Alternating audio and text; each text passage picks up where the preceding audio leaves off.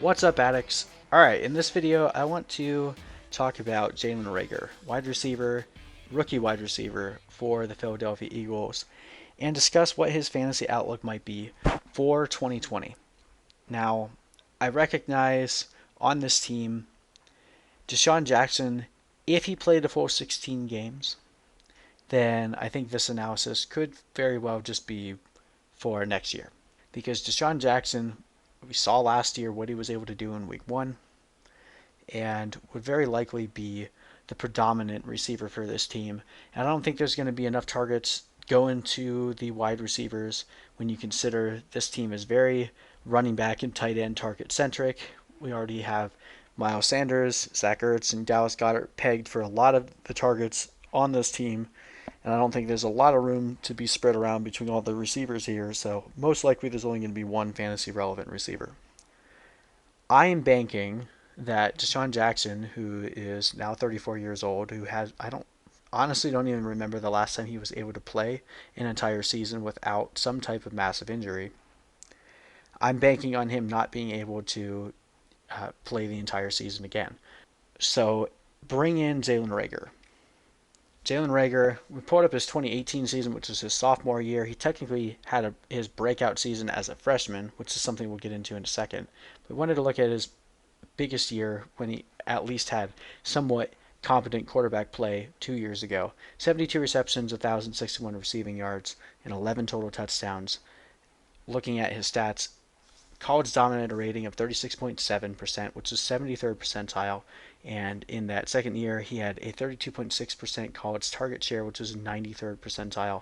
His breakout age is one of the main things I want to just remind people of. I looked everywhere for the research article. I'm sorry I'm not crediting you for it because I could not find it again, but there was a very in-depth study that was done over wide receiver hit rate, and it looked at breakout age and draft capital as the two main components that basically it grouped people into pools and said, okay, if your breakout age was your freshman year, your sophomore year, junior year, senior year, it grouped all those people into a pool, and then it separated those people out into, were you a first round pick, were you a second round pick, and the highest group of fantasy receivers that hit, and it was a massive number, above 50%, that hit were receivers who broke out in their freshman year and were drafted with first round draft capital.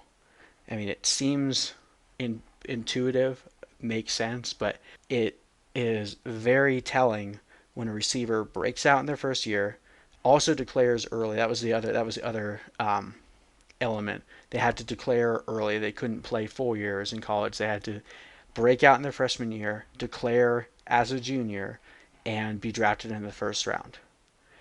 Of all the receivers that were drafted in this year's NFL draft, the only receiver to have those three things going for them is Jalen Reagor. Does that guarantee him to hit? Of course not, but it puts him into a very elite class of receivers that have hit in that regard. Also had a 99 percentile burst score, something that helps him make splash plays.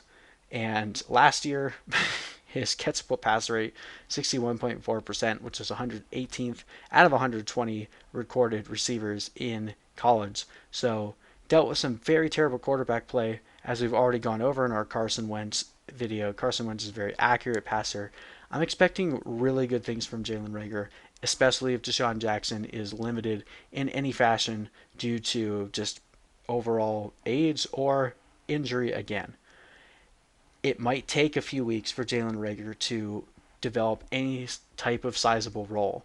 Part of that is just due to all the craziness that's happening right now. It's going to be really hard for rookie receivers to make a massive impact in their first season.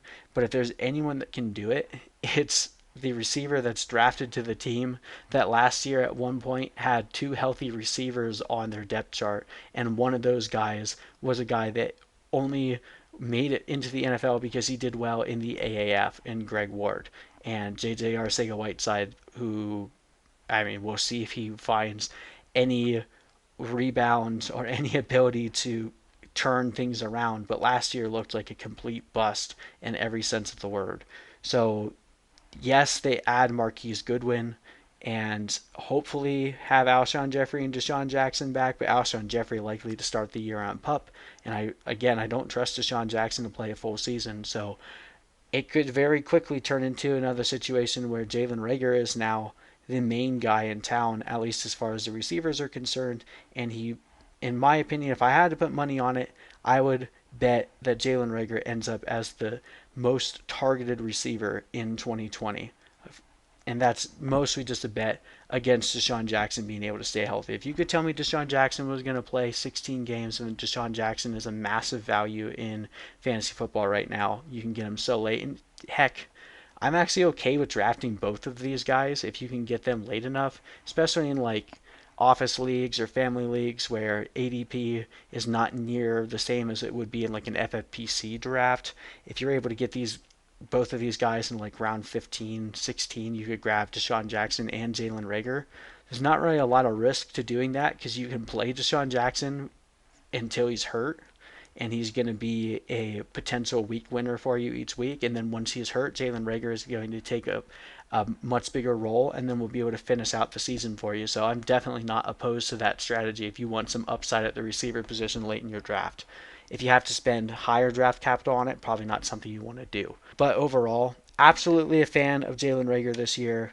We have him projected at only 57 receptions and 813 receiving yards, but with most of that coming over the course of weeks 5 onward, which would be, it's a little bit harder to show that when you just talk about projections overall for the whole season, but it could still vaunt him into the wide receiver 2 category towards the end of the year if he is seeing the majority of his production in the back half of the season. We have him finishing with about 170 fantasy points on the year, but he definitely has upside to go beyond that, especially if he has to take on a more prominent role immediately, or if he just acclimates quickly to the game and becomes a favorite target for Carson Wentz. So it's definitely a lot of upside with Jalen Reagor, and a guy you can still get very cheap in drafts right now. His ADP is starting to rise a little bit in some leagues, but I've still seen him go as late as like round 14, 15. So it's worth a dart throw, a guy that could potentially be the wide receiver 1 on a team you can get in the double-digit rounds is always something that I'm interested in, and henceforth why I will be looking to target Jalen Reagor in a lot of my drafts this year. But anyway, thank you guys so much for watching. Make sure you hit that subscribe button for more videos like this one, and we will see you in the next video.